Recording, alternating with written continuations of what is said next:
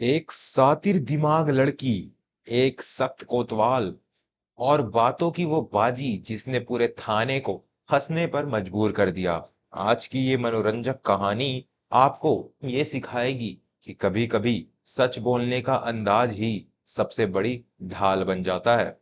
पुराने जमाने की बात है। रूपनगर के कोतवाल साहब अपनी ईमानदारी और सख्त मिजाज के लिए जाने जाते थे। उनके इलाके में परिंदों भी पर नहीं मार सकता था। लेकिन शहर में एक नई चोर लड़की आई थी, छवि। वह कोई गहने या पैसे नहीं चुराती थी, बल्कि लोगों की ऐसी चीजें उठा लेती थी जिनकी उन्हें सबसे ज्यादा जरूरत होती थी और बदले में एक मजेदार नोट छोड़ जाती थी। एक रात कोतवाल साहब ने जाल बिछाया और छवि को एक अमीर सेठ के बाग से कीमती फल चुराते हुए रंगे हाथों पकड़ लिया। कोतवाल की पकड़। कोतवाल ने उसे हथकड़ी लगाते हुए कड़क कर कहा, पकड़ी गई ना? अब बता, तुझे क्या सजा दूं? चोरी करना तो तेरा पेशा बन गया है। छवि बिल्कुल नहीं डरी। उसने बड़े प्यार से कहा, कोतवाल साहब, पहले ये तो तय कर लीजिए कि चोरी किसने की है। मैंने तो सिर्फ पेड़ से फल तोड़ा है, लेकिन आपने तो किसी का दिल चुराया है। कोतवाल हक्का बक्का रह गया। ये क्या बकवास है? मैंने किसका दिल चुराया? बुद्धि का मुकाबला। छवि बोली, साहब, कल आपने उस गरीब बुढ़िया की गाय बरामद की थी, याद है? बुढ़िया ने खुशी में आपको दुआएं दी और आपने चुपके से उनके हाथ से मक्खन की मटकी रख ली। क्या वो चोरी नहीं थी? कोतवाल थोड़ा झेपा और बोला, वो तो उसने इनाम में दी थी। छवि ने मुस्कुराकर एक और पहेली फेंकी।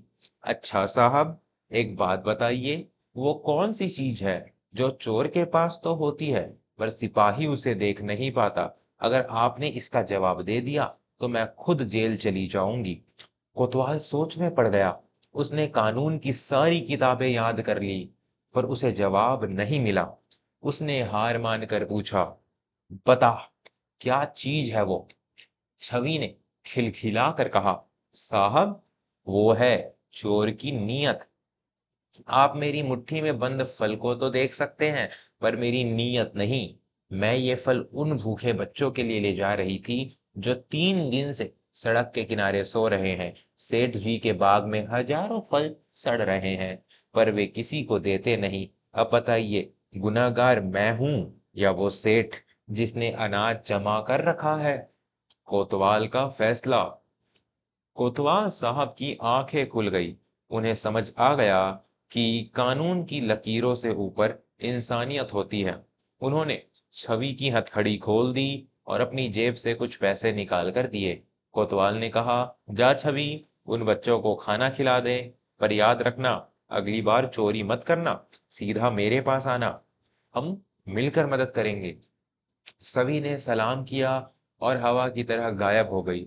कोतवाल साहब मुस्कुराए और बोले, चोर तो सातिर थी ही, पर लड़की दिल की बड़ी साफ निकली। आज का सुविचार। मनोहर सुविचार। कानून अंधा हो सकता है, पर न्याय की आंखें हमेशा खुली होनी चाहिए। हर गलती के पीछे का कारण जानना ही असली समझदारी है। नजरिए की बात। कभी-कभी जो हमें अपराध दिखता है, वह किसी की मजबूरी या भलाई का रास्ता भी हो सकता है। सच्ची जीत। किसी को सजा देकर आप उसे मुजरिम बना सकते हैं, पर उसे समझकर आप उसे एक अच्छा इंसान बना सकते हैं। कहानी का सार। यह कहानी हमें सिखाती है कि हाजिर जवाबी और सच्चाई का मेल बड़े से बड़े संकट को टाल सकता है। पहला, किसी को परखने से पहले उसकी परिस्थिति को समझना जरूरी है। दूसरा, दान और मदद वही श्रेष्ठ है जो सही समय पर सही इंसान तक पहुंचे। आपको यह कहानी अच्छी लगी हो तो कृपया सब्सक्राइब जरूर करें और धन्यवाद।